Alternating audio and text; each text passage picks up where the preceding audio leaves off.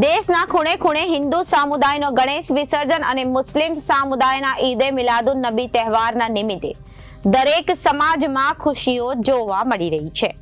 જ્યારે આ તહેવારમાં કોઈ પણ અસામાજિક તત્વો કોઈને નાનું મોટું નુકસાન ના કરે, જેથી પોલીસ દ્વારા ખૂણે ખૂણે બાજ નજર રાખવામાં આવી રહી છે।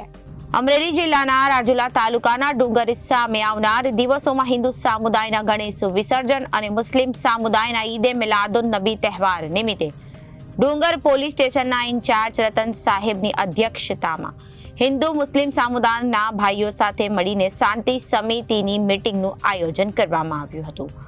ડુંગર પોલીસ સ્ટેશનના ઇન્ચાર્જ રતન સાહેબની આગેવાનીમાં શાંતિ સમિતિની મીટિંગનું આયોજન કરવામાં આવ્યું હતું, જેમાં ડુંગર ગામના હિન્દુ મુસ્લિમ સમુદાયના આગેવાનોએ હાજરી આપી હતી અને શાંતિપૂર્વક અને ભાઈચારાથી બંને તહેવારોની ઉજવણી થાય તેવો સંકલ્પ લીધો હતો।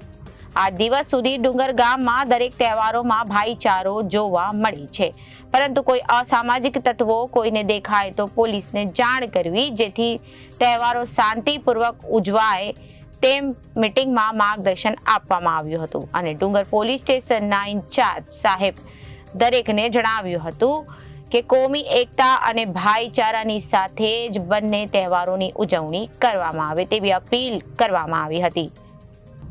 Reporter Aslam Gaha, ABC news, Rajula.